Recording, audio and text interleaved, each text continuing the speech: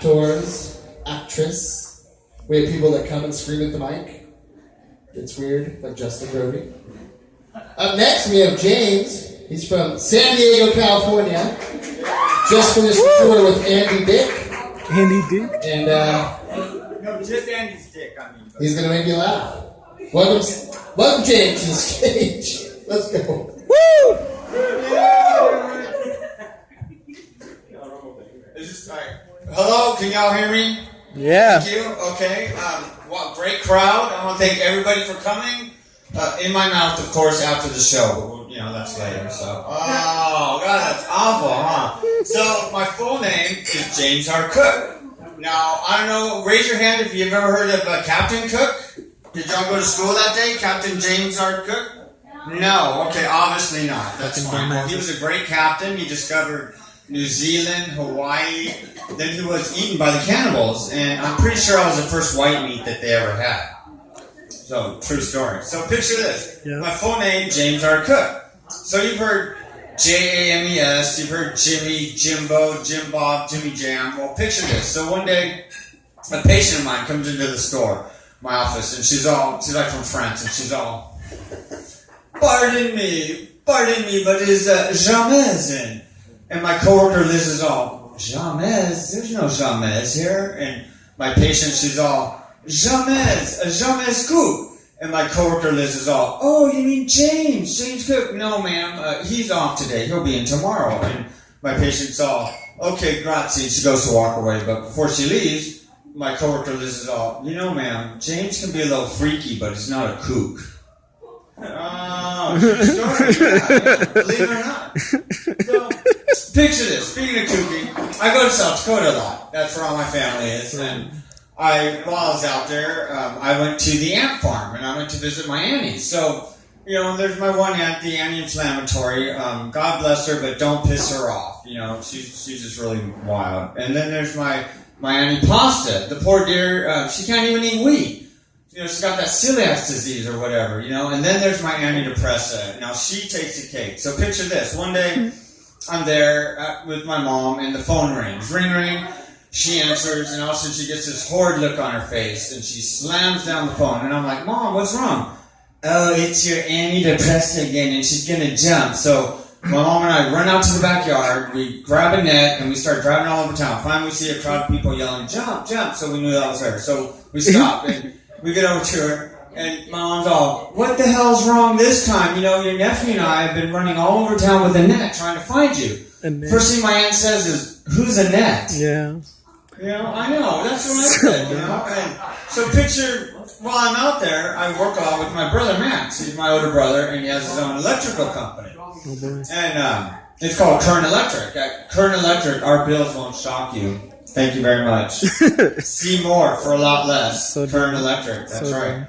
So picture, you know, Max is way more the technical and all that. I'm more the creative one, right? Obviously. So picture I'm out there and you know, he gets frustrated with me if I just don't get it or whatever. So he'll send me out to the van for timeouts and all. So one time I'm out there for a while, and I thought, well, God, I want to score some brownie points, you know, for when he comes back. So I separate all the nuts and the bolts. I put top and bottom on all the blank plates, you know, and I wrote left and right on all the little washers. So he comes back and he's like, well, gee, thanks, Jimmy, but it's front and back, not left and right on all the washers, you know. So I'm like, man, you know. And so picture one time we're out there and we got some new walkies, you know, walkie-talkies, you know, those things, you know, Breaker 19, okay, hey, good buddy. Call me a kitty cat and stuff. But picture, he goes, well, we got to test him out. So we got to this big field out in the plains, and he's like, I want you to run out in the field and keep calling me until we lose our signal. And I'm like, all right, Max, but you got to promise to come back and get me this time, you know?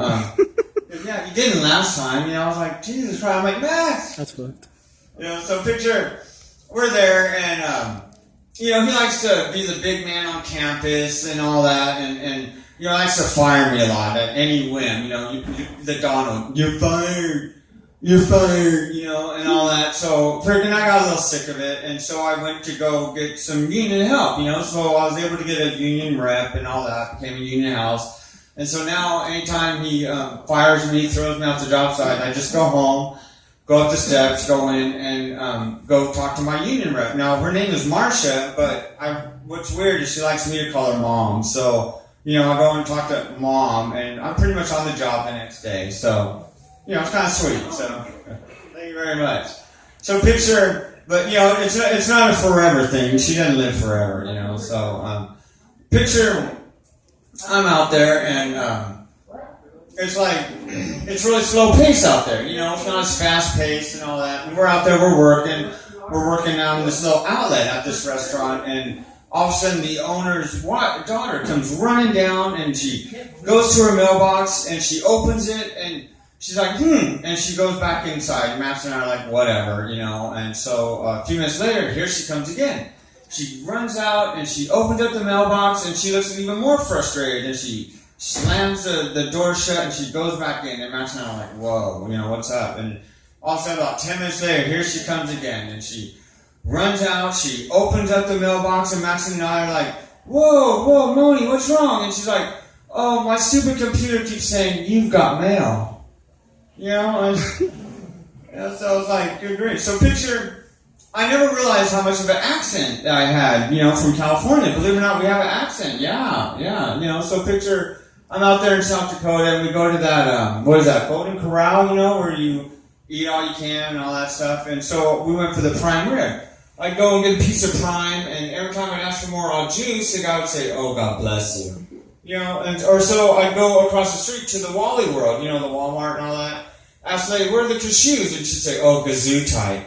I was like, good grief. And picture one day, and this is true, everything I tell you is true. I'm telling you, So picture, it's about 10 degrees out there, and I'm on my way to the gym, and I stop to get a cup of coffee at the Starbucks and all that, and I asked the barista for a cup of coffee, and she brought me a cup of ice. And I'm like, a cup of ice? And she goes, yeah, you look really hot.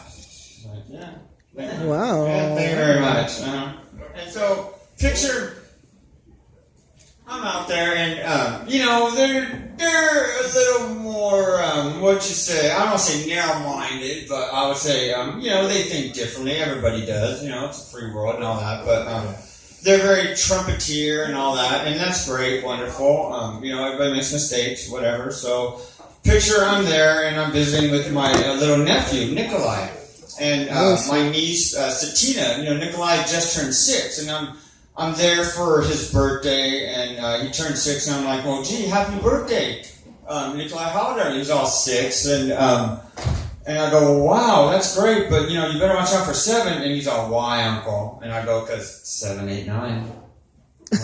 So dumb. So picture, we're there, same night after the cake, the news comes on, and, we're watching the news, and sure enough, a Donald Russia story thing comes on, and at the end, the narrator guy's like, and so, this could possibly lead to another Cold War. And all of a sudden, my little nephew goes, Uncle, what's a Cold War? And before I could even say anything, his sister, Satina, goes, oh, Nikolai, that's any war fought in the wintertime. Yep. Yeah, really. Get it? Cold, winter. You understand? No? Yeah. I can draw it out for you, okay? I can tell you're struggling down there. So, picture, being me, being JMES, obviously I'm a little different. I'm special. Thank you very much. So, coming out to my dad, that wasn't that easy. Okay, so, now hold on a minute. Before I go too far, raise your hand if you've already come out of the closet. Okay? Justin, raise your hand. Okay, and don't lie, okay, be real, okay? It's 2019, guys. Raise your hand if you want to come out of the closet. Okay, still no? Okay, alright, wait, alright, how about this? Raise your hand if you just want a walk-in closet. With those nice shoe racks and the nice towel racks. You don't even want a nice walk-in closet? Sure. No? Okay, alright, well, that's fine. So, picture this, I know you all have heard of guys that were gals, right? Okay, I'm sure you have. I'm sure you've heard of chicks with dicks, right? Am I right? Yes. Okay, I know you have, and I'm sure you've experienced it too. But, Mm-hmm. Have you ever seen, get this? Get this.